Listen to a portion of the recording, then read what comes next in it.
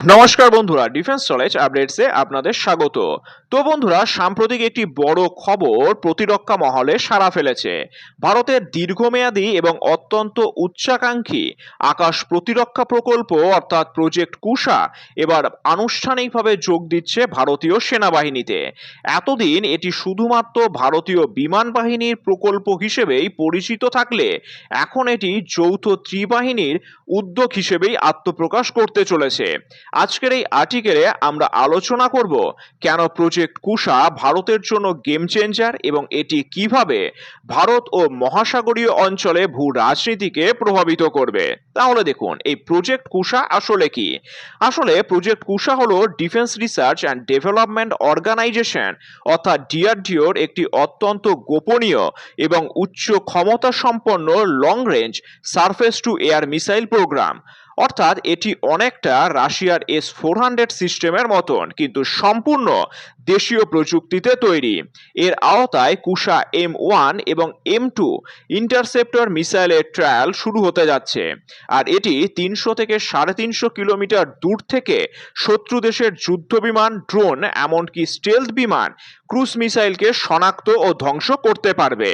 আর এই প্রকল্পটি সফল হলে ভারত বিশ্বের হাতে গোনা কয়েকটি দেশের তালিকায় চলে আসবে যাদের নিজেদের তৈরি আকাশ প্রতিরক্ষা ব্যবস্থা রয়েছে। আর এর প্রধান কতগুলি উপকারিতাও আছে, যেমন দেখুন, বিদেশি সিস্টেমের ওপর নির্ভরশীলতা কমবে।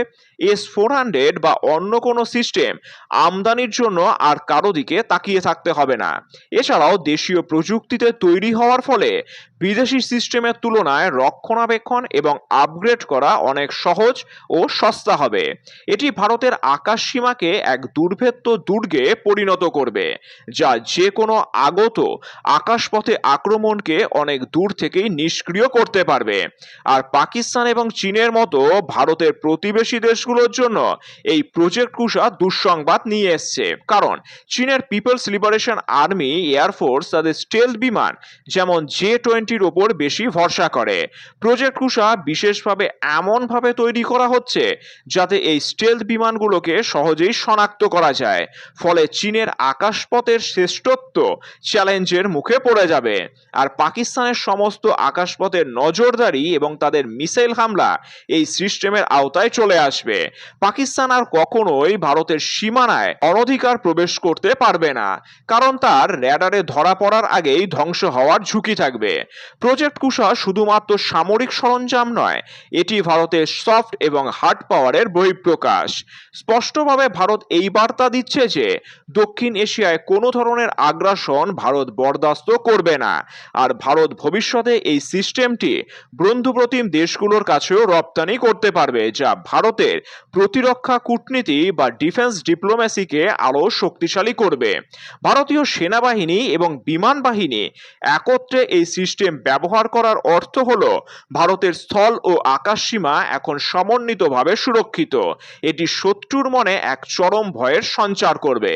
আর প্রজেক্ট কুশা ভারতের প্রতিরক্ষা ইতিহাসে একটি টার্নিং পয়েন্ট। যখন পৃথিবী নতুন কোনো অস্ত্র প্রতিযোগিতায় লিপ্ত, তখন ভারতের এই পদক্ষেপ প্রমাণ করে যে ভারত এখন আর কেবল রক্ষণাত্মক নয়, বরং যে কোনো পরিস্থিতির মোকাবেলায় প্রস্তুত। এটি ভারতের সার্বভৌমত্বকে সুনিশ্চিত করার পথে একটি বিশাল মাইল ফলক। এখন প্রশ্ন হচ্ছে, চীনের এই J-20 স্টেলথ যুদ্ধ বিমান কি ভারতের আকাশ সীমা ভেদ করে, অর্থাৎ ভারতের এই প্রজেক্ট কুশা ভেদ করে ভারতকে আক্রমণ করতে পারবে?